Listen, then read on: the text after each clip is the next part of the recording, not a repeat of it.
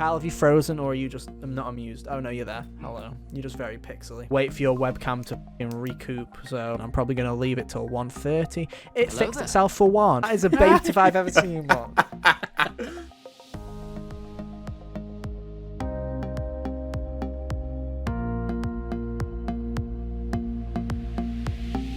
Hey, how's it going, everybody? Welcome back to another episode of the HGO podcast. I'm your host for today, Ethan, and joining me, as always, is my good friends, Cal and Hunter. Hey guys, how you doing? Hi, I'm doing just swell.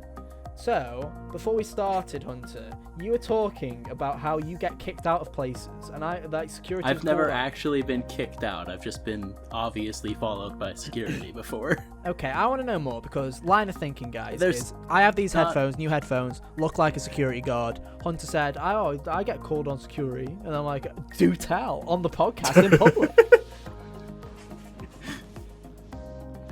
Well, there's not really much to it besides the fact that, like, I'll walk into Walmart sometimes, and I guess the apparently mass shooter energy that my outfit gives off puts some security people on edge. Yeah, well, let's find out if those words are YouTube algorithm safe. We'll find out this week, I guess. So, welcome to the 10 people watching say HGO no. podcast. Yeah, definitely no. Better make a big long intro this week. But no, welcome back to the HGO podcast, where every week we occasionally talk about video games. You can find us on podcast services everywhere. Just search for Hot Gamers Only, or take a big sip from your sippy cup like Hunter just did. He comes to us every week, or you can look at Hunter take a big sip out of his sippy cup at youtube.com/Hot Gamers Only, where you can catch a video version going live at the same time, usually around 1 p.m. Eastern every Monday. We mess around with the times to see what the algorithm likes, and every time I think I figured it out, YouTube slaps me on the wrist and goes, no, we don't want that.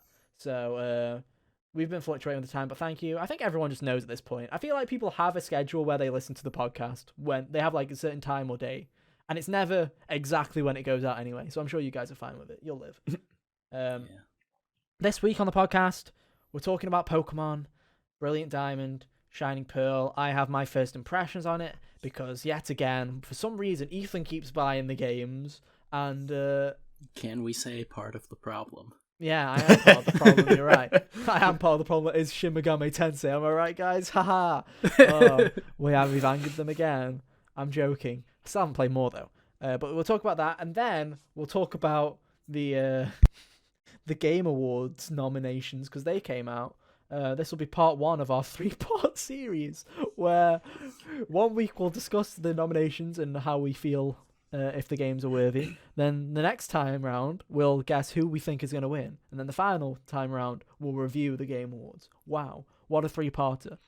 Like I said, It's a great part of the year because we get to milk Jeff Keighley dry for all he's worth for those YouTube algorithm views. Let's go, gamers, rise up. You sure do. So shall we start with the Pokemon? I don't know. Yeah. I guess. Begrudgingly. Chimchar, I choose you. Well, I feel like there's an irony that Pokemon Brilliant Diamond and Shining Pearl share a release date with the Netflix adaptation of Cowboy Bebop. Because I feel like this is, well, to be fair, Pokemon fans are weird creatures where you can give them literally the worst game ever made, and half of them will say that it's an incredible experience and they've loved every moment of it, and then the other half will say it's a shit game. So, it's like, it's a weird community to try and judge on. I mean, you could give them, that's the story with every Pokemon game. Yeah, essentially. Like, only now Gen 6 gets to be a good game because it's old enough. Yeah. And so Pokemon Brilliant Diamond, Shining Pearl have come out to very interesting to an interesting reception. Half the crowd seem to say it's okay. Half the crowd seem to hate it. Like that's Cowboy Bebop Netflix adaptation, where half the audience absolutely despises it and half the people are going, it's not so bad. Which category do I fit into? I'm like in between on this. It's not garbage, but man. Oh yes. I've watched one episode of Cowboy Bebop, and to be fair, I think I've played like 4 hours of Brilliant Diamond, so I'm about the same way through both of them. So I guess I'll review both. No, it's an interesting game, and by interesting I mean I had a very smart tweet that I was very proud of that I have not got up anywhere near me, so I can't recite it. But my initial impressions are: if you have an unrequited love for like Diamond and Pearl for Gen 4, if you love them like to no end and nothing can stop you from loving those games, you're gonna have Even a good if time. It doesn't love you back. You're gonna have a great time and you're gonna like it no matter what.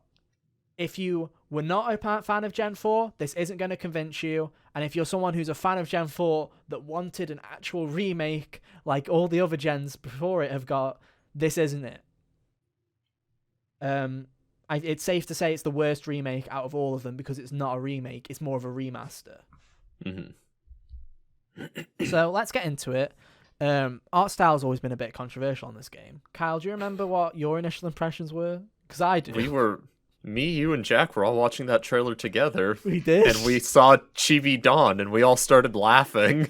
Yeah, because it was great. Because I could never forget it. It leaked the day before, and I knew what it looked like, and Jack and Kyle didn't. So I was sitting there with giddy anticipation to watch Kyle laugh and to watch Jack's heartbreak, and I was like just sitting there like, yeah. Cue the Evanescence song.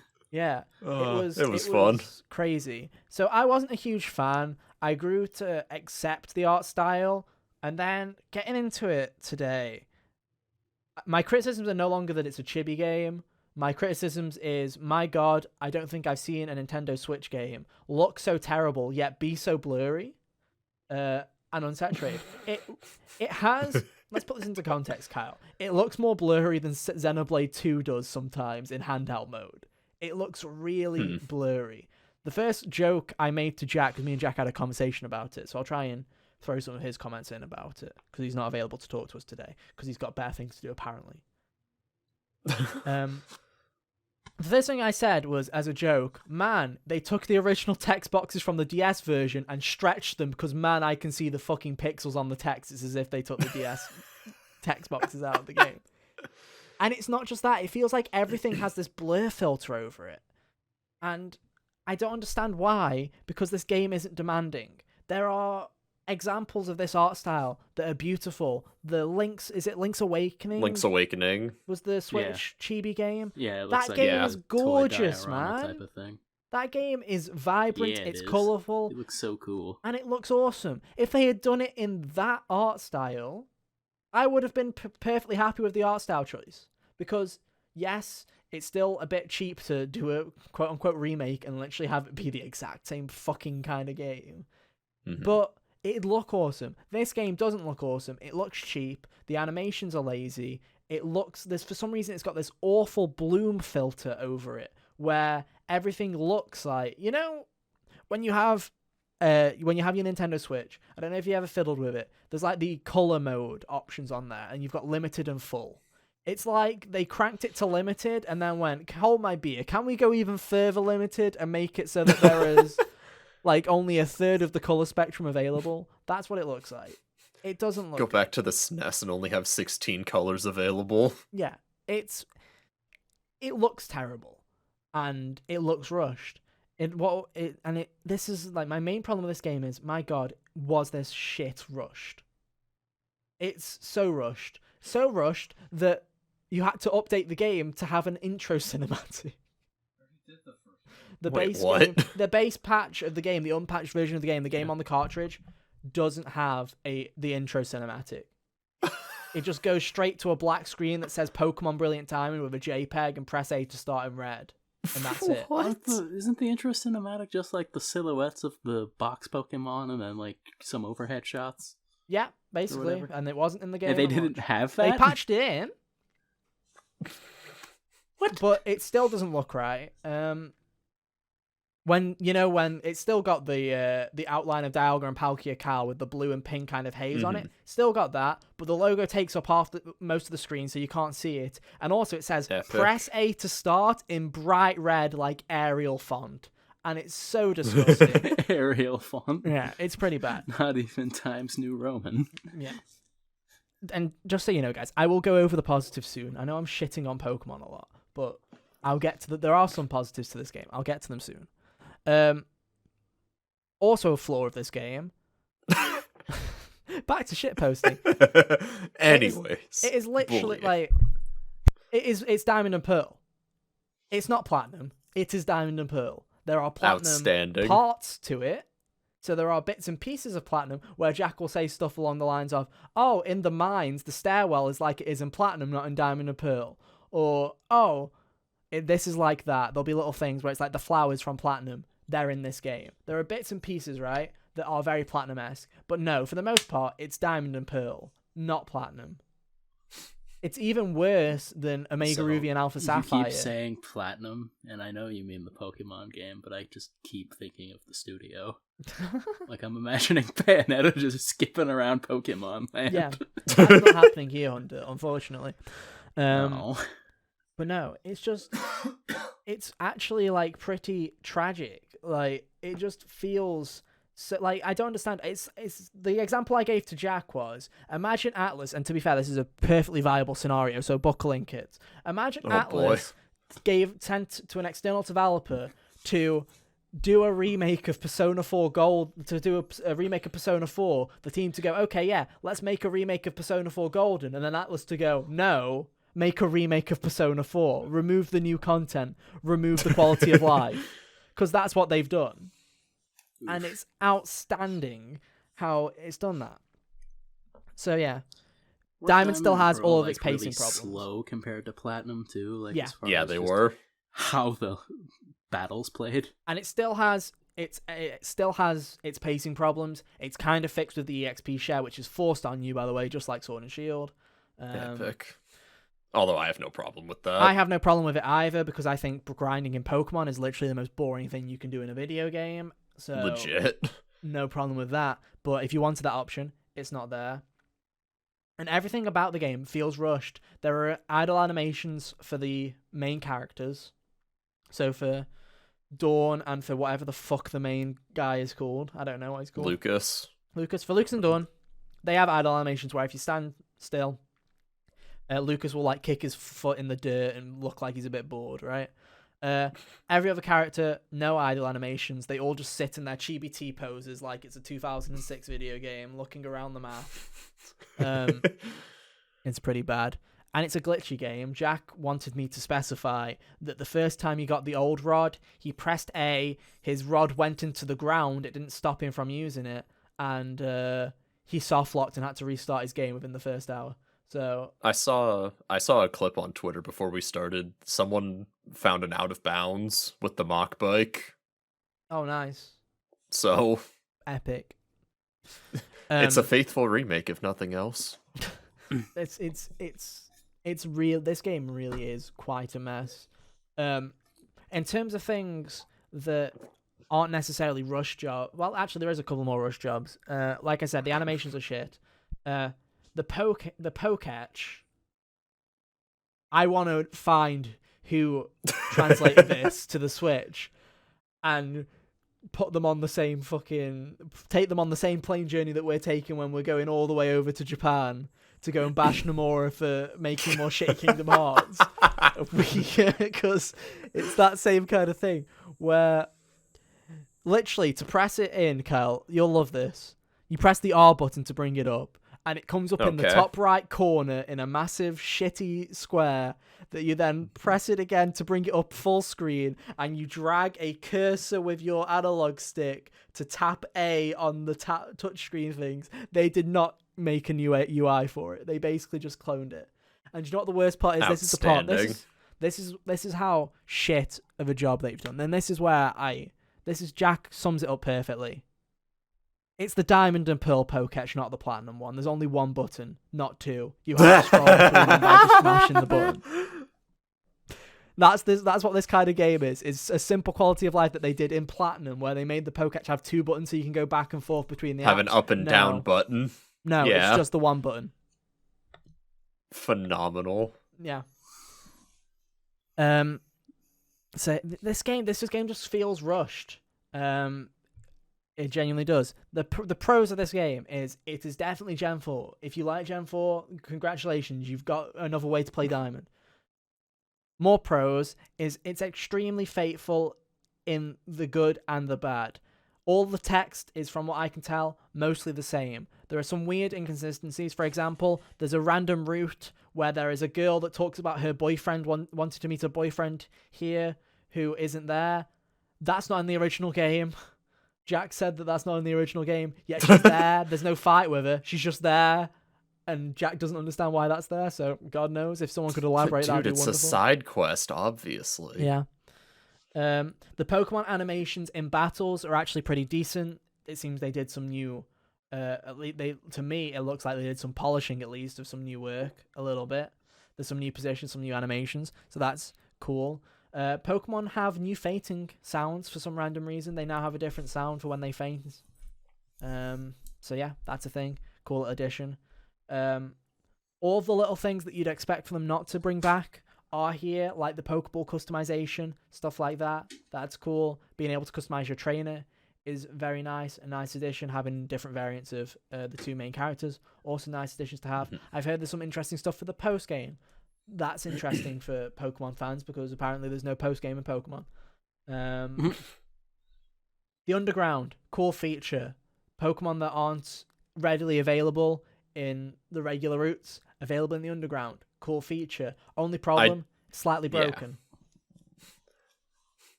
Did you want me to explain why it's broken? I do like that they gave Underground more of a purpose instead of just being a local multiplayer thing. Yeah. Like it was in the original. Oh, 100%. It's cool that they have put some effort into that kind of side of it. It's just broken because you can meet Pokemon that are 10 levels above you, catch them, and then there you go, the difficulty curve's now gone again because you don't even have to grind your current Pokemon up because you can just replace your team when you feel like it. Oh man, it's like fusing a persona that you've got the max confidant for already and getting like a level, substantially higher than you are. Hunter, in some ways, it's like owning the DLC from base Persona 5 and Royal, and then going to the Okumura boss fight and just buying the level 99 and going, fuck this, I'm just gonna carry on my way. Yes, Yoinky's Let's go, Izanagi. Yeah. Other cool things that I think are nice little additions are all of the frames, including and all of the box designs from Diamond, Pearl, and Platinum are all in the game. The text box frames and that. They remade them all, and they're all options. Very cool. Same font style, and they tried to recreate the UI as best as they could as well. All nice features. Appreciate it. There are some moments where you look at it and you're like, oh, you are trying. And then there's other moments where you go, fuck me, how long did you have to make this game? Because it's rushed as fuck. 3 days. And it kind of annoys me, right? Because many people will know on the podcast, I've kind of been a Pokemon sympathizer for a lot of it.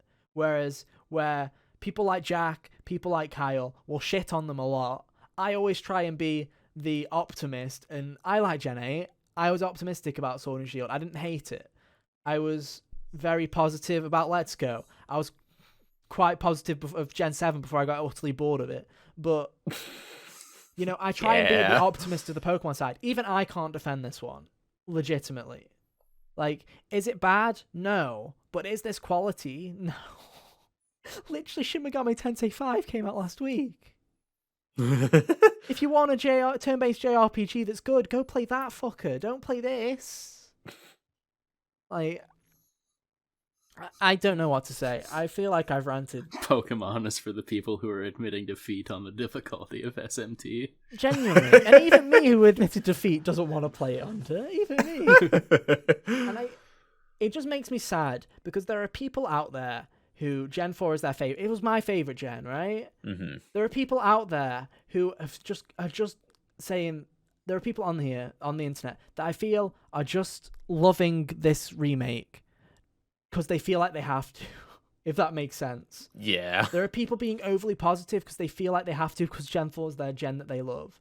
And I just think it's an utter tragedy that after such great remakes like Fire Red, Soul Silver, and Alpha Sapphire, to come to this and it to just feel like a shell of itself. It feels... People were calling Shin Megami Tensei 5 Persona 5 without the heart.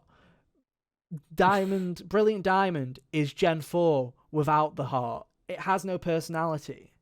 It feels like a hollow shell of the pixel art games that are so fucking beautiful I don't see the point of remastering them if you're not going to do a remake of them.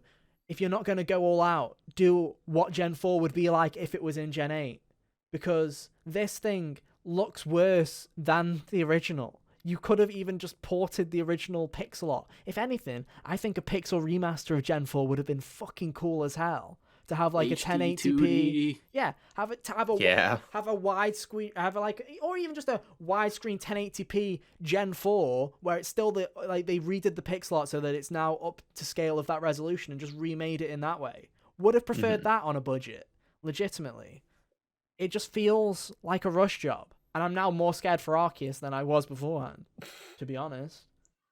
Because man, well, Arceus is at least being handled in Game Freak Studio. This remake got outsourced to the same company that worked on Pokemon Bank. Yeah, or Ilka, not Pokemon Bank, ILCA. Pokemon Home. Yeah, it's a mess. I feel like if you are wanting to play Gen 4 and you really want to buy this, I would hold off for a couple of patches. There are a load of bugs and there are a load of features missing. I would extremely recommend you waiting if you really must play it. If not, go and play the old one.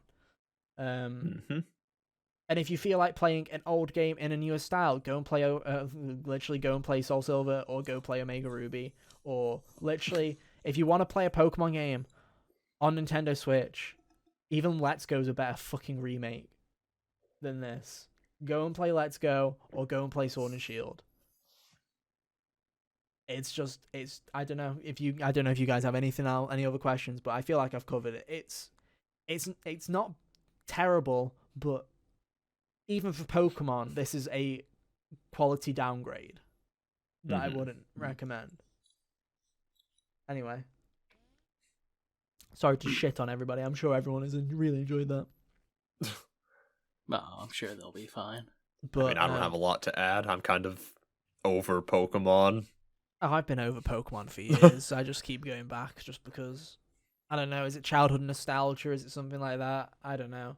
Because the thing is usually I'm usually quite positive with Pokemon games where I can enjoy it enough to play through the main story and go, that was fun, never touch again, like I do with everyone. But even this one, I'm like, and Cal, you know this is something coming from me. I was sitting there going, if I want to replay this, I might as well just play the old game.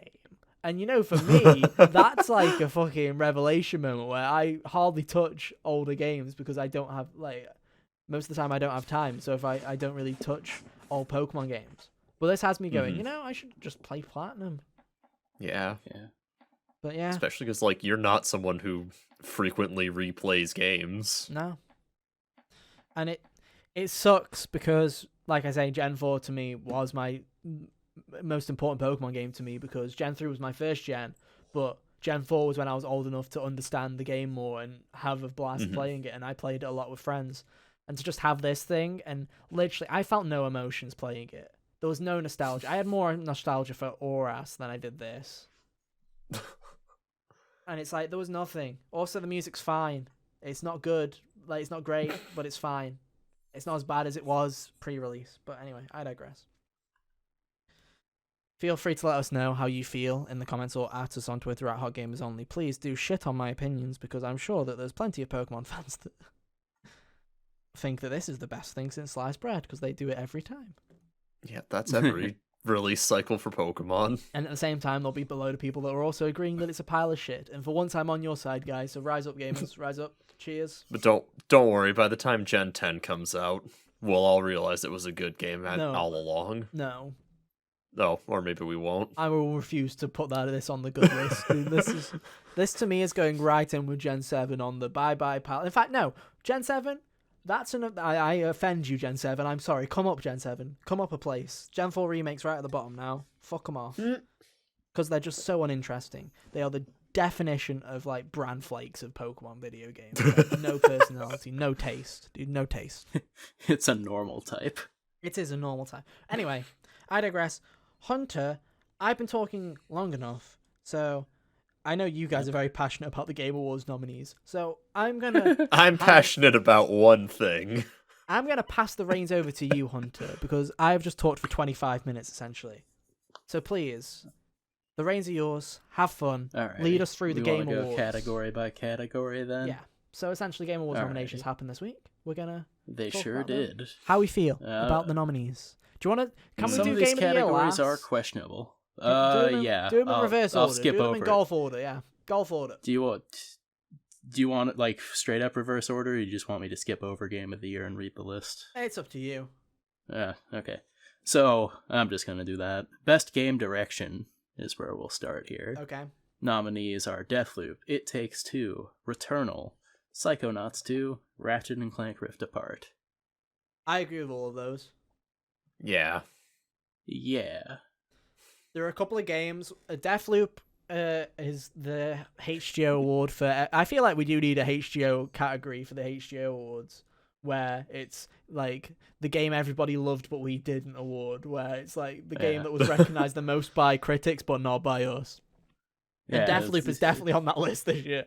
It's a yearly consistency too, since that was Ghost of Tsushima last year. Yeah. Yeah. So yeah, the Deathloop I don't feel deserves as many nominees as it's got. Game Direction, I'll give it this one. Because when it does work in the end, it's fantastic. Yeah. So yeah, I'll give it that one. Returnal, I think Returnal got fucking robbed. Oh yeah, we'll get to it, but think it Returnal- definitely deserves this one. It Takes Two also deserves this one. I think that Hazelight and Joseph Fares are fucking geniuses for that video game. Haven't played it because I don't have someone else to play it with, really. Because that's Don't worry, Ethan. You and me, Valentine's Day, we'll both get it. Hell yeah, dude. I definitely feel like It Takes Two was like the surprise hit of the year. Oh, 100%. I remember us talking about it. I had it on my Fantasy Critic. Even I didn't expect for it to do this fucking well. If we were like, It's like the indie hit this year, except it was backed by EA. yeah. I think it's honestly well deserved. Like watching people play that game and seeing every level constantly do something different and have a new mechanic, and for them to fucking nail it every time in a 3D platform, which is a very hard thing to do. Props to them. Like honestly, I really hope that even if EA is 100% going to want to make more games with Joseph Fares, but even if they didn't, I really hope that Joseph Fares gets a shit ton of money from whoever to make something else, because I feel like Hazelight has really got something. What were the others? After It Takes Two was, we already mentioned Returnal, Psychonauts 2, and Ratchet and Clank Rift Apart. Can't talk on Psychonauts. Ratchet is excellent. It's great. I think that it just seems like a Ratchet game to me. Same. We'll go in more in depth on what we think will win later. But yeah. In like a couple of weeks, I think it'll be like in 2 weeks. But now, like I say, I think this category, I think they got it right. No complaints from me. This one's solid. Next one is Best Narrative, which has Deathloop, for some reason, It Takes Two, Red flag. Life is Strange, True Colors, Well deserved. Marvel's Guardians of the Galaxy, and Psychonauts 2. The only big red flag to me is Deathloop, because Deathloop, I agree. in my opinion, is a mess of storytelling. Yeah. You miss to me it's not excellent, and I saw the plot twist from a mile away. For sure. It was another one of those ones where they were like laying on the twists at the end, and I was like, well, so what? Yeah, literally, so what? I know that arcane games are very much like Marmite. They very much are the love it or hate it kind of video games. But the story to me just did absolutely nothing. I don't know about you guys, but it did well, Cal, you haven't even played it. But Hunter, I don't know about you. I did. It definitely did nothing for me. It didn't do anything for me either. Like, it was a cool setup, but they didn't do anything with that. Premise was setup, excellent. Really. The story was completely forgettable. Like, listening to the two of them banter back and forth got old after a while. Yeah. We'll get to that soon too. I Don't will worry. 100% say though that they were good performances. They were good performances. I just think that the material and the lack of it was the problem, not necessarily the characters and the performances themselves. Yeah. But for the other one, Psychonauts 2, I think is an interesting one, because I know some people really hated how many cutscenes were in that game. So that's just one thing I've heard is that game has an absurd amount of cutscenes, even for a like from a 3D platformer standpoint. So I think that's interesting. But hey, I can't really comment. I haven't played it. Yeah, I also haven't played it, but Life is Strange Yep. getting a nod is nice. I appreciate It's that. not gonna win it, but I wish it did. It should. It should probably out of those. But yeah. All right. After that, we have Best Art Direction, which has Deathloop Mhm. again, Kenna Bridge of Spirits, Yeah. Psychonauts 2, Ratchet and Clank Rift Apart, and The Artful Escape. Yeah, I know we're not supposed to say who's gonna win, but we all know that it's gonna be either Kenna or Ratchet, right? Okay, so you would think so, but I've noticed that these awards really like the realism adjacent with a bit of stylization to it. So Deathloop. Yeah, that's my fear here, is Here's because the last thing, year, yeah, Ghost of Tsushima beat Hades and Ori. Wait, what? Yeah, The problem is I though, hate the game. 2019, I hate the Game Awards, Control dude. beat Sayonara Wild Hearts. the problem is though is if there was one thing that Ghost of Tsushima did nail, It was the its art art style. direction. Yeah.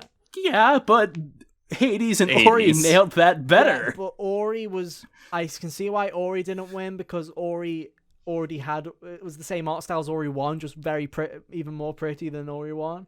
And to be fair to Hades, as gorgeous as Hades is, they have Supergiant has a style, and they kind They of sure do, stuck and it's with amazing. it. Yeah. And you know what? You're never looking at the facial animations going, oh man, the game I played before it looked better. I don't know. I agree. But anyway, I think I'm fine with all of those. To be honest, I think that Deathloop did have a cool art direction, especially with its So 1960s. the one thing cutscenes. is that there's no reason that this would have got nominated because, well, not very many people played or cared about it, but Chris Tales is still a better looking game to me than any of the ones on this list. Yeah, poor Chris Tales. No, Ratchet's something else. In my opinion, I think it's something else. That's fair enough, I suppose. Yeah, that's all I'll say. All right, anyway, next one. Best score in music. Oh boy. Kyle's The time. one. Alright, so nominees include Cyberpunk 2077, Mm-hmm. Deathloop, Nier Replicant, Marvel's Guardians of the Galaxy, and The Artful Escape. Hello, Kyle. How do you feel about that list? Dude, that sounds like a banger list to me. I don't know about you. So, about midway into the year, a little fighting game came out called Guilty Gear Strive. Along with it came an absolute banger soundtrack. Mm-hmm. Each character in the base roster had their own theme song, all with vocals and everything. Mm-hmm. Fantastic soundtrack. All the characters got explained through their songs.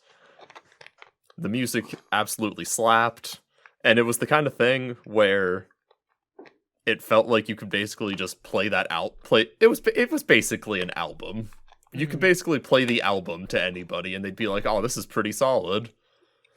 The fact that it didn't get a nomination just very much upsets me, but that's my lot in life as an FGC player. I don't know. We get no love. I look at this list, and I just The Disaster of Passion is a great tune. Man. They're all great. I look at Yeah. this list, and I kind of just weep, to be honest, because like you can make an argument for why all of these games shouldn't be on the list. I will allow Deathloop. I think The Artful Escape probably deserves it, since it's a story centered around music. I have to imagine it's pretty good. I'll allow The Artful Escape. I'll allow Deathloop because it at least had an original score. Mm-hmm. Cyberpunk is to me literally the beeps and boops of when people when old people are like that's just noise. To me, that's what Cyberpunk soundtrack is, because it is literally it is literally the Keanu Reeves meme. You know, like welcome, no, that shit. That to me is the Cyberpunk soundtrack. That's the entirety of it. To me, I honestly just sit and look at the rest of them and go, well, Nier Replicant's a remastered. Yeah. That feels like cheating. To be fair, but I think Guardians. Guardians is licensed, and even though the stuff that isn't licensed is good, I still feel like they very heavily put that in there because of the licensed music. Yeah, it's like Death Stranding.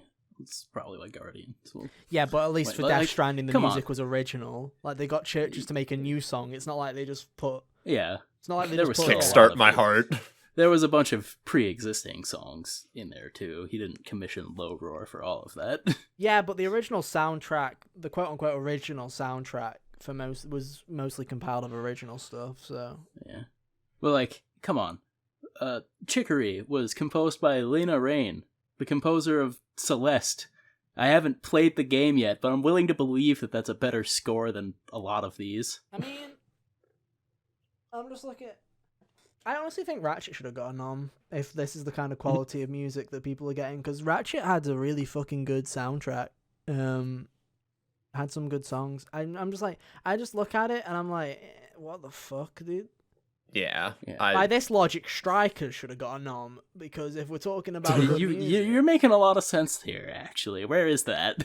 Because At least those were Nier- rearrangements. yeah, because Nier, at least, yeah, and Strikers had new songs for the most Yeah. part. There was a remix of Last Surprise and Yeah, at Some least other those are new ones. arrangements of things, and it had new stuff, and a lot of that new stuff Mhm. was really solid. yeah, I love Counter-Strike. honestly, honestly, that category. Although, a problem here is that I keep forgetting that Strikers came out this year. to be fair, that category, in my opinion, has always been garbage, because Watch this be the year that he gives it some attention, too. 2017 was like a fuck. To be fair, 2017, I wouldn't have wanted to be the person to choose that soundtrack, because Oh, yeah, choosing between Nier or... it was between Nier, Persona. Persona, Breath of the Wild. What was the other ones? I don't remember, but it was like some stupid shit, and I'd be like, no, I'm not picking that. You're literally gonna cause a war, whatever you pick. But no, this year, Yeah. fuck me. It's wacky. I just, So I'm moving just on like, what the From fuck? that, we Yeah. have Best Audio Design, Yeah, to which we have Deathloop, again. Forza Horizon 5. yeah, that deserves a nom. That deserves a nom for more things. That game got robbed. How that game's the best scoring game of the fucking year, and it's not nominated for Game of the Year. I'm just sitting there going, huh? What? It's weird when you look at this kind of stuff and notice how certain games have ceilings in certain places. It just makes me laugh, because it's not even like it's just another Forza game getting a well-reviewed score. Like, it was pretty apparent that everyone thinks that that's the best Forza Horizon game ever made. Yeah. It's not just it's a good Forza game. It's apparently the best one, and it's not even got a nom for fucking best like Game of the Year. What the fuck? I mean, Guilty Gear wasn't allowed to leave the fighting game. Fighting games aren't allowed Box. to leave, dude. Fuck fighting games. No. You guys Best aren't allowed art to- direction, best sound design, nah. You get Best lucky. OST, nah. You get nothing. You get lucky that a good. You lose. You get good. You get fucking JRPGs in Game of the Year sometimes. You gotta just count your blessings, I guess. You also need to be like the heaviest hitter possible with like Final Fantasy VII or something. Or you just Persona yeah, 5. Yeah, you gotta Yeah. be a breakout. Persona. Yeah, you gotta be a breakout. Do you remember when Xenoblade Anyway. 2 didn't get nominated for shit, dude? That was great fun, dude. Well, Xenoblade 2 Hey. came out in December. Yeah, and they forgot about it. Cyberpunk came out last December and was shit and got nominations, Kyle. Let's not forget Oh, that. God. It Oh, got right. nominated. Spoiler for later. It got nominated for Best RPG.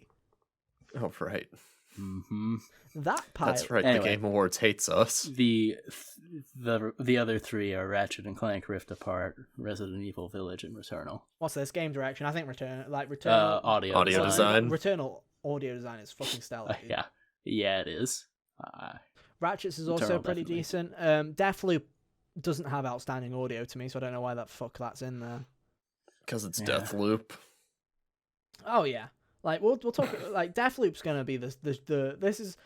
Last year it was satisfying because Ghost of Tsushima got nominated for a load of things and then it didn't win much, and I was sitting there going, knew there was more of my fellow Ghost of Yeah. Tsushima is okay appreciators out here. But this year, I feel like Deathloop is either... Deathloop, I feel, is an all or nothing. We're going to be sitting there watching the show, and if we see, like, Deathloop get two wins early on... It's going to be like that time that, it's going to be a sweep yeah, game. in 2018, where Red Dead Redemption was winning literally everything except for the Game of the Year award. Oh, that was honestly, that was my favorite moment of like any game awards, because even as someone who loves Red Dead Redemption 2, who Red Dead Redemption 2 is like on my top 10 games of all time, when they won every fucking category and then they went, and Game of the Year goes to God of War, even I was standing up and giving a round of applause for that one, dude. I'm like, how that was fun. Literally, the God of War fan base just all came together and went, we're losing everything else. Do you want to just all go all in on Game of the Year, noms? Let's go. Amazing. Honestly, fucking exceptional. But no, I don't have many qualms with that one, but yeah, Deathloop, why? All right, on to best performance. Yeah. Erica Mori from Life is Strange. Well deserved. Well deserved, for sure. Mm-hmm. Giancarlo Esposito from Far Cry 6. Fuck me, dude. You just played Giancarlo Esposito, dude. Yeah, this is a go figure, because anytime a celebrity is in one of these, they get nominated. Oh, hell yeah, dude. This happens every time. Yeah, Norman Reedus and Matt Nicholson both got it for... Mads, I feel, did deserve the nom, though. Me too. Norman Reedus didn't deserve a nom, but yeah, Mads deserved the nom. Honestly, Die Hardman got robbed for his own rob. Or Troy Baker. Troy Baker. Yeah, but they can't nominate Troy ever again because they know that he's won it too much, dude. It's basically cheating. They're never nominating Laura Bailey again. He should stop being good at his job. Yeah, he's like, not happening. But anyway, after Giancarlo Esposito, Jason E. Kelly from... Sorry, it's spelled funny, so I thought I might have said it wrong, but I'm pretty sure it's still Kelly. From Deathloop. Maggie Robertson, Resident Evil Village. It's Lady Good shout. Dimitri's. Big meme. Is meme of the year. Is meme of the year not a category? She should win that one, dude. Oh god, I'm gonna butcher this name. I apologize. Ozioama Juliana from Deathloop. So both Deathloop characters got a nom. Yeah, they Fuck did. Me. And let me tell you, okay, so Wow, here's one of those games have a ceiling in certain areas. So I'm pretty sure any game with an anime aesthetic has a ceiling for it's never going to get nominated for best performance. Poggers, fuck even you, though, weebs, fuck you. You know what? Erica Lindbeck as Shion in Tales of Arise is at least better than the two Deathloop nominations. Until we've been through this, we had this conversation. Tales of Arise isn't a normie game, so it's going to get fuck all. It's going to get a middle finger, and Jeff Keighley's going to pronounce it wrong if it's nominated for anything. You know, how do you pronounce the word Arise wrong? Arise. Arise, yeah. You go Tales of Arise from Japan. Doesn't even say the joke. Like how we're on the same wavelength, Carl. But anyway, Erica Lindbeck should have been nominated. Erica Lindbeck should always be nominated. She should have been nominated last year for her performance, and tell me why. I mean, we remember this let's remember last year when three of the nominations for The Last were for The Last of Us Part 2. Where you had Joel, Abby, were there three? and I thought it Ellie. was just two. No, it was Joel as well. Troy Baker got a nom as well. Oh let's go, Troy Baker. And it's like, in my opinion, I know this sounds harsh, but in my opinion, it should be limited to one performance per game. In my opinion, I agree. It really should choose.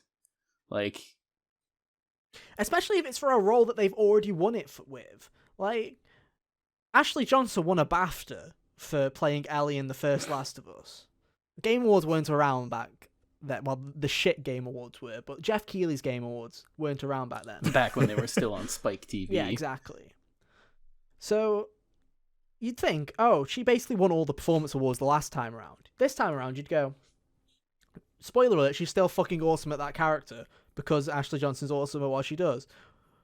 It's like giving an award to Robert Downey Jr. every time he played fucking Iron Man. No. No. You give it out too many awards. And it's just like, to me, it's like, you pick the one. So it should have been Laura Bailey that was nominated for Last of Us last year. You're going to nominate either Cole or Juliana for Deathloop. Nominate Juliana because fucking Cole's literally a blank slate. He just makes horny jokes like every 2 seconds. So just get him out. Put Juliana in. Just one. Confused old man, essentially. Just put one in. I just don't get it. Why have multiple? Yeah. Because you're just gonna end up you're just gonna end up putting the same fucking actors in every time. But anyway, I digress. I don't have any suggestions for better performances. Yeah. No, not for this kind of thing, because there are some good performances this year, like for Jennifer Hale and Ratchet. Yeah, I was gonna say Jennifer Hale fantastic. was pretty solid. In fact, Jennifer Hale should have been nominated for Rivet in Ratchet and Clank. Actually, I take that back because that's an excellent performance. Yeah, she was great. She somehow managed to be Jennifer Hale yet be a completely different character at the same time, and those are my favorite performances when you instantly know who the actor is, but at the same time it's completely different and something. It's in their wheelhouse, but it's also completely different. I love those kinds of performances. Alrighty, so next we have Games for Impact. Yeah, this is usually a decent category. They don't usually fuck this one up unless 12 minutes. It's hard to make these ones bad, to be Unless honest. 12 minutes snuck its way in with its weird theme at the end. No. Anyway, Games for Before Your Negative Eyes, Impact. which I'm not familiar with Before Your Eyes. Boyfriend Dungeon, which I've heard of. Yes. Chicory, A Colorful Tale. Still need to play it. Life is Strange, True Colors. Yeah. No Longer Home. Also not familiar with that one. Mm-hmm. But, like... I've only heard of one of these. Not going to say which game's going to win, but it's either Trickery or Life is Strange. We'll talk about that more when it comes to it, but it'll be one of those two. But, like, usually I would not contend that a game gets nominated for this category without reason, so I don't have an axe to grind here. Yeah. No So it's our first non-Deathloop category. Well, yeah, it's because Deathloop doesn't have any thought-provoking message. It's because I filed it with Jeff Keighley. It's made a negative impact on my Twitter experience. Yeah. Anyway, next category. So after that, we got Best Ongoing Game, which Apex Legends. Oh, Ethan's gonna... Yeah, Call of Duty Get Warzone. that in the bin. Not next. Final Fantasy 14. Yep, okay. Fortnite. Cringe. Genshin Impact. Genshin Impact. I'd give it to FF14 personally because I feel like every year I come to one of these thinking FF14 is gonna win. every time, and it's not gonna win. It's just never Fortnite does. again. Fortnite's gonna win because they added Naruto. Naruto. No, You can make Sasuke fight Ariana Grande. game that I want to win, Final Fantasy 14. Game that will win, Genshin Impact. Final answer. Spoiler for the podcast. You think I know we're so? not supposed to be doing that. Yeah. Oh, 100%. The Genshin Impact fans are going to see that Genshin Impact got a nomination for something, and they're all going to quickly roll their fucking odds on voting. They're literally going to go on the website and go, wait, I don't have to roll for my vote? If not for the fact that Among Us caught like the cultural zeitgeist way harder last year, it would have won like the mobile game of the year. Yeah. Sauce, dude. Yeah. Anyway, I mean, it should win mobile game of the year because getting Genshin to run on your phone is outstanding. I want to give a shout out to the Genshin devs that have somehow managed to get it to work on a phone, but still can't get it to work on a Switch. Cheers to that one. Cheers to Nintendo. Or a PS4. Yeah. Or a PS4. It's barely stable on a PS4. I forgot, dude. You should get a PS5. That game runs smooth. I just don't play it. Dude, I sure would like one. Yeah. After that, we got Best Indie Game, Mm-hmm.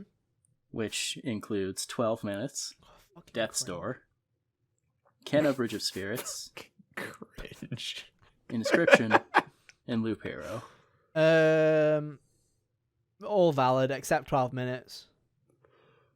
In my opinion, right, Yeah. 12 minutes is controversial. Like, it's a good enough game. Like, it was controversial enough where enough people were positive about it for it to get a nom. But to me, it's as if you then also chuck No Man's Sky in.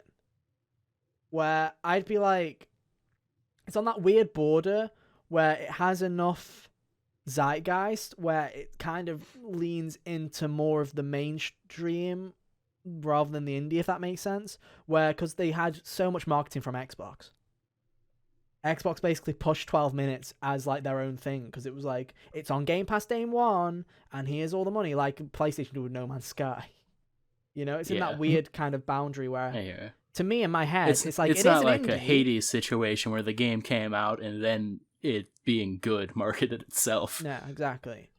But it's not like it's definitely an indie, but it also feels like it straddles that line where I think people aren't going to vote for it because people are going to be like, oh, like, I don't even think of that as an indie. Yeah, and also like Kana's better. I'm willing to believe Death's Door is better. I mean, Kana also, we could make that argument of Kana and PlayStation, but I don't know. I don't know. I feel like people are more likely to vote for Kana than they are for 12 minutes, personally. Well, I think it's all moot because Death's Door is probably going to get it. I think Inscription is going to get it. Inscription, yes. huh? And I like how we're taking away our fucking podcast episode, but you know. Oh, we'll talk about it some other time. We're nearly an hour into the podcast. 90% of people have tuned out by now. We're just with the 1% over here. Yeah. We're with Timmy and Frank, our two listeners that listen this far into the podcast. Hey guys, Timmy and Frank. But I have no qualms with that, mainly because I can't think of other indie games because I'm a elitist snob. Hi, Chris Tales. I'm the only one who played you. Fuck off, dude. Even I don't like Chris Tales. I played a little bit of it. I had to edit that review. I edited that review in one session, so that's why I don't like Chris Tales. So I had the fucking soundtrack for like 8 hours straight. Next up is Best Debut Indie Game. Fuck me, okay. Which includes Kana Bridge of Spirits, yep. Sable, The Artful Escape, The Forgotten City, and Valheim. Oh, Valheim's gonna win that. I have no qualms, really. Valheim got a lot of, like, people were talking about it at the beginning of the year, but I totally forgot what it was until I still don't know what it is. I just know people talked about it. I've never even heard of it. That's the spirit. Like there we go. We've got all three opinions. Survival game, I believe. I don't know. I have no qualms because I haven't really played much indie stuff this year, to be honest. Yeah, the only one of these I've played is Kana. I know it doesn't count because it's being released in chapters, but for best indie game, Deltarune probably should have because the way that they're releasing that, they're basically releasing it a game at a time. So yeah, chapter 2 was like 6 hours. Deltarune it's not like actually probably should have got hour. It's not like the 2-hour prologue that the first chapter was, but yeah, Deltarune I would have accepted seeing here. Yeah, especially because I really liked that part of the game. Yeah. Oh well. Anyway. Unlucky Toby. It's a shame Five Nights at Freddy's VR didn't get into the best indie game. Yeah, real shame. Although we kind of waited until we were talking about the debut indie game to bring up Deltarune. Hell yeah. That's funny. It's a debut for someone. Next on is best mobile game. Oh, I love mobile gaming. Yeah. Fantasian. I don't know what that is. It looks like Nier. Oh. I say we just... Oh, Fantasian's that... I think it's like... I've heard of it now. He acts like he knows. He doesn't. It had a developer from one of the Final Fantasies working on it. Because it kind of looks like it has the Final Fantasy 9. It kind of looks like Final Fantasy. Right game. I have nothing to say about mobile games. Yeah, I've got nothing here. Skip it. Best community support. Do we have any opinions on that one? What got nommed? Apex Legends. Shit. Escape. I don't know what that means. Destiny 2 Beyond Light. Shit. Final Fantasy 14. Yeah. Fortnite. Yeah, Final Fantasy 14. No Man's Sky. Final Fantasy or No Man's Sky should win that. Yeah. I'm going to say Final Fantasy, though, because I feel like No Man's Sky won it last year. It did. Yeah, so Final Fantasy. It won one of those categories last year. Yeah. Well deserved. Yeah. I 100% think it did win last year because of the Internet Historian video on No Man's Sky, though, and not because of the actual community voting for it, but I digress. Yeah, Final Fantasy 14 should probably win that one. Yeah. Next up was Best VR/AR game. Yeah, was Final Fantasy Freddy's on there? No. Cringe. I was calling Five Nights cringe, by the way, not the category. Yeah. Should have specified. Nominees include Hitman 3, I Expect You to Die 2, Lone Echo 2, Resident Evil 4, Sniper Elite VR, I take it I don't back. own a VR. Do you know what so game gets I've got robbed? Zero Do opinions. you know what's a game that got robbed this year? Fucking Hitman 3. What a robbery. Dude, it's not been Yeah. nominated Robbery. anywhere. Man, pour Nothing. out. I don't even think it got nominated for Best Action. You know, Like- considering that the Hitman games are these really cool, elaborate murder puzzles. Best game design. Yeah. Fuck it. Best sports Death and racing. Give it Yeah. anything. Yeah. It could be anything. Got robbed. What the fuck? There's a Hitman level. You that's know, on the- suddenly I that's have on, an like, axe a to grind racetrack. that Death Stranding Director's Cut didn't get nominated for Best Sports and Racing. Yeah, true. But it's like honestly, Hitman got robbed, dude. Like Dude. people talk Pepe about highway hands. robbery. That game got like an 88, and everyone's like, "Bye, 86. monkey." No. It also came out in monkey. January. Yeah. Cyberpunk came out last December and was a piece of shit and It's got more noms than true. Hitman. Poggers. This is Feels true. bad, man. Poggers in the chat room. We love to see it. So yeah. Pour one out for Hitman. Next category It is should win that innovation and just on the accessibility. basis. Accessibility. Yeah. What Sony game got a nomination? Was it Ratchet and Clank? Ratchet and Clank. Yeah. Yeah. The other ones are Far Cry 6, Forza Horizon 5, Marvel's Guardians of the Galaxy, Yeah. and then the last one is The Veil, The Shadow of the Crown, which I've read about this one, and I believe it's this audio game, like you could, like, made blind person friendly or something. Never heard of it. Yeah, but do you remember when Last of Us last year was quoting that even blind people could finish Last of Us Part 2? No, but this is literally like an audio game, from what I understand. No, I'm just if saying I'm how much thinking of it's the right real. thing. That's what I want to know. Like, I still have yet to see a fully blind person finish Last of Us Part 2. If there's a video of that, please do send it me, because I would genuinely like to see that, because that'd be awesome. But Yeah. I think Ratchet, because it's the PlayStation accessibility card where they're like, please hold my beer as we have time to make 26 million options. Yeah, probably. Yeah. On to Best Action Game. Hitman 3. No, No. it's not there. Cringe. Back for Blood, Chivalry 2, Deathloop, again, Yay, it's back. Far Cry 6, Returnal. So yeah, Hitman 3 got robbed. Yeah, it did. Like, legitimately, how did Hitman 3 not get a nomination for that, but Chivalry 2 did? Whatever Chivalry 2 is. Sequel to Chivalry 1, Medieval Warfare. Whatever that was. It was like a medieval like combat game where you just went around with fucking horses and jousting sticks and just battered each other or something. I don't know. Yeah, that's the idea. Did some medieval teabagging. I don't know. What do you want from me, Kyle? So, yeah. Pony Like- noob. Like, literally, you could swap out Hitman for Far Cry or Chivalry or Back for Blood, and I would have zero qualms. Sorry, I'm just thinking of medieval ways to say horrible things to people on voice comms. Carry on. My God. But, you know, Returnal's a good nod. Deathloop was obviously going to get nominated for this. Since it was Fair the Game enough. of the Year Fair category. enough. I just think Like- it's an absolute robbery that Hitman 3 genuinely didn't Yeah. get a nomination. Yeah, feels bad. Best Action Adventure Game. Hitman Marvel's 3. Guardians of the Galaxy. Yeah. Metroid Dread. Yeah. Ratchet and Clank. Metroid Rift Apart. Dread's also been robbed. Can we talk about that as well? Yeah, It really this is the has. first time it's popped up so far in our reading. Resident Evil Village. Fuck me. Why that game is a game that got over nominated. I'm sorry. That game is a game that got over nominated. Yeah, I concur. We'll get to it. The Psychonauts Lady 2. Step on Me nomination. Fair enough. Salu. Respect. Rest of them. I'm like, what? Sorry, Hunter, I interrupted. Oh, the last one was Psychonauts 2. Yeah. I'm fine with most of them. I don't count Resident Evil as an action adventure. Yeah, I wouldn't though. really either.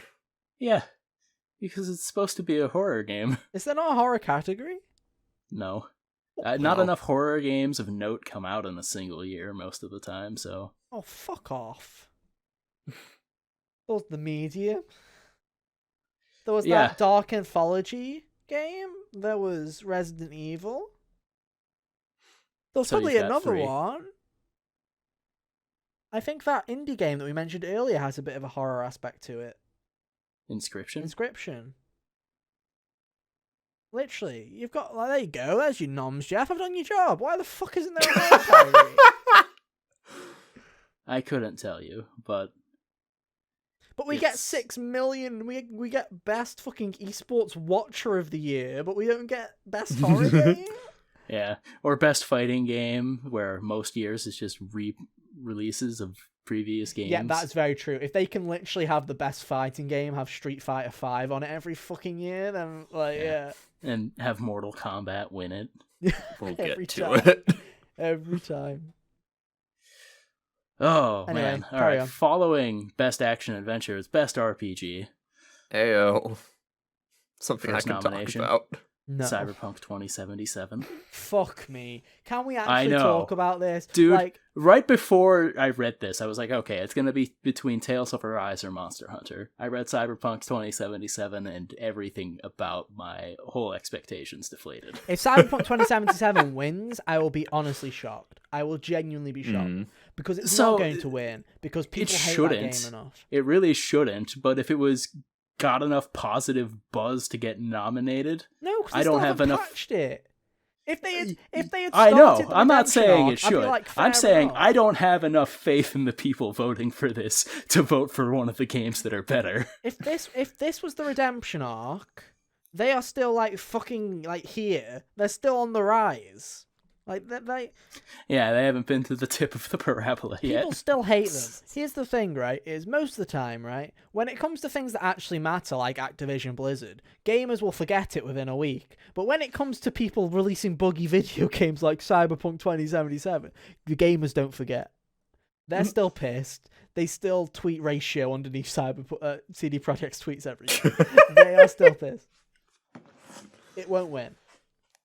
It really shouldn't. Now, what are the other nominations? Shouldn't. Monster Hunter Rise. Good shout. Yeah, that's a good Scarlet Nexus. Nice to see Good you shout. acknowledged. Shimigami Tensei 5. Honestly shocked it made the deadline. I'm genuinely Yeah. surprised that it made the deadline, to be honest. And then Tales of Arise. Excellent shout. I think that you're right. I think it'll be Tales of Arise or Monster Hunter from those labs. It should be between those two. It should be. I don't think as good as Shimigami Tensei is. I don't think it has a fucking chance. And Scarlet Nexus doesn't have a chance. Oh, Scarlet Next. It's just good to see it get. It's I'm just good to see I'm it just get happy to see you acknowledged. there. It's Yeah. there so that they can put on the box winner of Game of the Year nomination. Yeah. Um. After that, we have Best Fighting Game. Oh, cool. Demon Slayer, the Hinokami Chronicles. That was a fighting game? Yeah, it was a Apparently. fighting game. It I was. thought it was like an action game. No, it was a fighting game. I thought I watched the dude straight up copy Virgil's moveset in the trailer. No. Eh. From what I recall, it is very much of the. I don't know enough about Budokai, but it's kind of on that kind of vein Oh, where so it's in a like a story 3D fight. space. Like an arena Yeah, fighter. yeah, like it's a story, and it also follows the story of the anime in a way. Oh, Alright. neat. Yeah, it's what I'm Cool. aware, as far as I'm aware. After that, we have Guilty Gear Strive.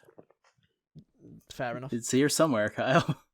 Oh, That's trust the me. only time it's showing up. Oh, trust Yeah, me. There's well, there's a funny fucking nom in this category. I can't Yeah. believe this. got a Melty nom. Blood Type Lumina. I've Yeah, heard good what a things about tragedy. that one. No, that was not it. Nickelodeon All-Star Brawl, because Fuck apparently me. they could. This is the Jump Force of this year. Yeah. Fuck me, dude. Can I just say, I can't wait for this to be pulled from digital stores in 2 years. all of you clowns that were like, Smash is dead, long live Nickelodeon All-Stars Brawl, and now literally no one fucking plays it. Well done, everybody. All these clowns getting excited for the Warner Brothers one. Yeah, that's dude, gonna we've got come the out Warner and get Brothers attention game for coming. 2 weeks, Yeah, but and then no. Yeah, but here's the thing, Hunter. At least that game has a shot because it's actually being published by someone that has money. It's free to play, and it has actual voice acting. Oh, it's free to play too. Yeah. And it has Interesting. crossplay And it has crossplay and rollback. and rollback. Oh, and man. dedicated servers. Does it have So ray tracing? everything Smash Bros doesn't have. Yeah. And also, they got Kevin Conroy for Batman, so it's pretty pog. Oh. They also got Maisie Williams for Arya Stark. Why? Why put Arya Stark in for one, but then two, then also go and get What? the actor? Yeah. Well, I mean, Maisie Williams is a bit of a nerd, so Also, I don't Yeah. want to talk about the leaks too much because spoilers, guys. But the other characters that are missing that they didn't reveal are Gandalf and Rick from Rick and Morty. So what a PogChamp list that is. amazing. The And the gamers are last gonna love nomination it. is Virtua Fighter 5, the ultimate showdown of Ultimate Destiny. Kyle, I'll say this right Good now. guys, I'll be bad guys, and extremely disappointed explosions. if Guilty Gear doesn't win that one. There Should. not a world where Guilty Gear doesn't win this. Yeah. Like the Yeah. only like Don't say that. Don't say There's There that. no would be Mortal people- Kombat here, so it should win. there would gonna be people like meme voting for Nick All Stars. And No, I think like even the only memes other are dead real at this game that point. has a chance is Melty Blood, because that's the only other fighting game I remember getting any actual attention.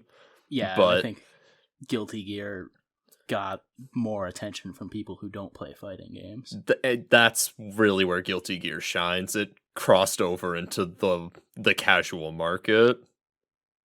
All I'll say is this: never bet on the casuals. Because let's not forget the time where Crash Bandicoot, CTR Nitro Fueled won Best Sports and Racing against FIFA and all the other normie games because none of them showed up because none of them go to thegameawards.com and vote for games of the year. So Crash Team Racing ended up winning against all of them, funnily enough. Well, yeah. So all I'll say is don't vote on the normies, but I think the hardcore fan base for Guilty Gear is still big enough for that to win Yeah. easily. How are we doing? So Hunter? next up, we have Best Family Game. Yo, big Hell pop yeah. The Nintendo It category. Takes Two. That's not Nintendo. I know. Don't right? worry, the rest of it is. Mario Party Superstars. Pog. New Pokemon Snap. Pog. That's a Super game that Mario came out 3D this World year. plus Bowser's Fury. That is literally a fucking re-release. I know. You Plus Bowser's WarioWare, Fury. get it together. Okay, so here's the thing. Right, I think that It Takes Two is gonna win this, but It Takes Two is not a family game, so I don't know why it's in there. They just saw 3D platformer. Like literally, it should have been Ratchet or Psychonauts. Not It Takes Yeah. Two. It Takes Two has some It's- really it's dark funny, adult though, themes like, in it, guys. Why couldn't you put? Why couldn't you put either one of those over the Mario 3D World? Yeah, Come on. I think It Takes Two. As much as I love It Takes Two, it's not a family game. It Takes Two should have been Psychonauts, and Bowser's Fury should have been Ratchet. That probably should have been what it was, or Kenna. Or Kenna, yeah. Although that involves a lot of like themes of death and grief, but you know. It Takes Two literally has a scene where you rip apart a stuffed animal that has sentience because their daughter is like their daughter's best friend. Literally, that's that game is hardcore. not made for children. That game is not made for children. Alrighty. There's also like a fucking horny book of love who speaks in a fucking stereotypical Spanish accent the whole time and makes humping motions with his book. Like we're not a family game. Alrighty. Fair enough. Go play it though, it's great. Yeah. If you have friends. Anyway. Best sports and racing game. F1 2021. Did Forza get a nom? 1. Yes. Next category. Yeah, okay. Hot Wheels Unleash also got a nom. Yeah, that's pretty hype. That's pretty hype. Yeah. Best sim / strategy game. Did Flight Sim get a nom? Again, yes. Why'd it get nommed Hell twice yeah. in a row? Because there's not enough sim games. Other nominees include Age of Empires 4, Evil Genius 2, World Domination, I don't know what that one is, Humankind, and then Inscription. I don't know. We'll talk about that one on the I don't know. predictions episode. Oh, we also talk about actual like not announcement predictions in that episode. That episode's fine, guys. Timmy, Frank, Yeah, you're gonna we'll be be alright. sorted. It's fine. Best multiplayer game is up next. Okay. Back for Blood, It Takes Two, hello again, Knockout City, Monster Hunter Rise, New World, Yeah. Valheim. I really hope It Takes Two wins that. Mm. It would be funny if the local co-op game beat out all these like. You can also play it online. Oh right, that's true. But yeah. like its whole appeal is more like the kind of couch co-op vibe. Yeah, is- but also it's like, to me, that game deserves that because it's a game literally built only for co-op. yeah. Yeah. Like, you cannot play that game single player. You can play all the others single player. That game's exclusively made, and it's an excellent fucking video game. Yeah. I digress. Joseph Ferris, World Domination. I want him to win, so he goes on stage and says, "Fuck the Oscars," and I stand up and cheer.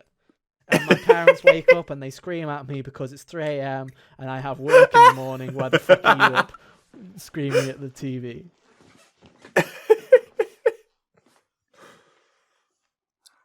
So a lot of these next categories are the esports and content Skip them all. creation, Skip them hoopla. fucking all. Okay. All I'll say is that Dodgers. content creation category is a literal joke. It Why really aren't is. we nominated? It used I know, to, right? It used to, yeah. One, where's my nom, Jeff Keighley? You fucking fraud. Two, Have you seen my Returnal Fake review, fan. Keely? yeah, Jeff, I thought we were friends, Keighley.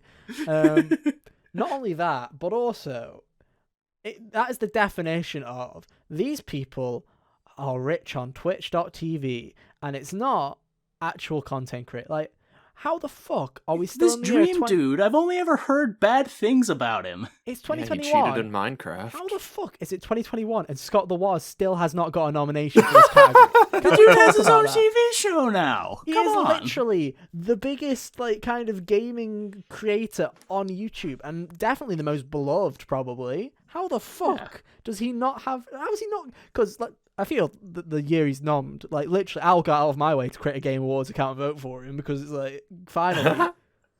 But it's Yeah. like, how has he not got nommed for this? Like, Honestly, I can though. think of so many YouTubers where I'm like, or even content creators where I'm like, how have these guys not got nommed?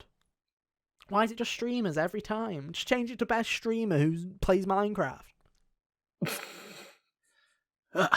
Anyway, skip all that cringe.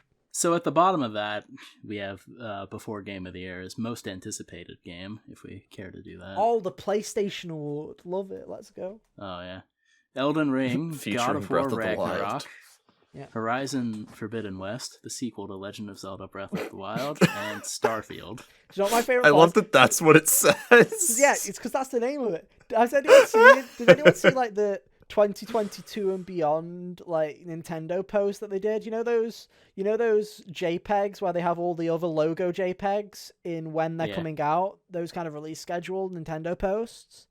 They did one for the rest of 2021, and then they had 2022 and beyond at the bottom, and they had, like, Splatoon 3. They had all of that cool shit all at the bottom, and then in the Breath of the Wild font, it literally had, in the smallest text possible, the sequel to the Legend of Zelda Breath of the Wild. I was like, that's a Amazing. cool logo, that. I hope that's what the game's actually called. I think that'd be hilarious Me if too. it literally just said on the box, The Legend of Zelda It's Breath like of the Wild, and then Project in Octopath little tiny font above the old logo, it just says The the sequel. sequel of Yeah. the untitled sequel of The Legend of Zelda Breath of the Wild. So anyway, yeah, all of those make sense. Those are the games going into next year that have the most buzz around them. Mm-hmm. Starfield got a nom, right? Yeah. Yeah. Faz. Okay. I honestly have no clue on that because I know what Who game knows? I'm most excited for because one of them's coming out. Well, two of them are coming out in February, and the others might not make it next year. So I know which two I'm excited for. Yeah. and then scrolling all the way back up to Game of the Year, we have Deathloop again. It Takes Two. Yeah, Metroid Dread. yeah, Hello again. Psychonauts 2. yeah. Ratchet and Clank Rift Apart, and Resident Evil Village. See, I was expecting Deathloop to get a nom, and me just accepting it. Fucking Resi, dude. Resi and not Returnal. That is Resi over literally Returnal the is cringiest. perplexing. Like, that is honestly Or the like- most Resi baffling does seem thing. like the odd one out. Or like, if not Returnal, ever since Death's Door came out, I've been hearing a whole lot of people talk about how good that game is. Yeah. So I would have been expecting that to possibly be nominated if Returnal didn't. But Resident Evil, a game I played, you know, I played Review it. on and youtube.com/hotgames. I did review it. Mhm. And You did. in the following month or two, quit hearing things about. It's It was crazy. an to okay me. game. Like, no shade at it, but Returnal's a better game in my opinion. To be honest, I'm just grateful that It Takes Two actually got the nomination, to be honest, because... Me too. I wasn't Yeah. really expecting... I was expecting a lot of, like... It's kind of like one of those things where certain games have ceilings. I would have expected a bunch of people who vote on this kind of thing to be like, nah, it's not a game of the year. Yeah. So it's cool that it got nominated. It's an interesting one, because I honestly have no clue how that one's going to go. Genuinely. Because, you see, here's the thing. Critics are all going to vote Deathloop. It's true. Because they are shills. I'm kidding, but they all have the same taste. But here's the thing with Deathloop. Yeah. Deathloop was massively loved by critics. Audience, I heard nothing. Oh. Quite literally, I heard no noise about Deathloop other than critics saying it was great. I don't think it'll have the popular vote. I think it'll get the critics' votes, but I don't think it'll get the popular vote. So I have no clue what's going to fucking win this. It's going to be a fun one. It's the first year in a while where I look at that list and go, damn. I have an idea of a frontrunner, but I genuinely don't know who's going to take this. Like most years, you can look at I didn't really know what was going to go down for 2019. That one was... Oh, I knew it was Sekiro. Are you kidding me? It was a fucking From game. I'm like, yeah, of course that game's going. Literally, it was a year when nothing else really massively stood out, and a From game was there. I was like, eeny, meeny, miny, From. There we go. You're in. Well done. Congratulations. So yeah, to me, it was really no surprise. Next year will be more interesting because, yes, Elden Ring will probably be on it, but there'll also be potentially a lot of big games. Yeah, like God of War and Horizon. The untitled maybe sequel to Zelda, Legend of probably Breath of not. the Wild. What are you on about? It's coming. It's got a logo. The sequel of. It sure The does. untitled sequel of Legend of Zelda Breath of the Wild. But no, it was interesting. I don't know. Like, I can't get mad at the Game Awards nominations because at the end of the day, it's not serious. It really is just mainstream opinions, the awards. It's also not. It doesn't fucking matter. It's not the end of the world. It doesn't matter. Like, I being watched the heated game. about this is mostly for content. I'm not going to lose sleep over this. I watched the Game Guilty Awards. Gear got robbed. I watched the Game Awards to have an entertaining night where I take the piss out of the people that show up, the reveals that happen, and shout robbed when the thing that I like didn't win, and I don't really care.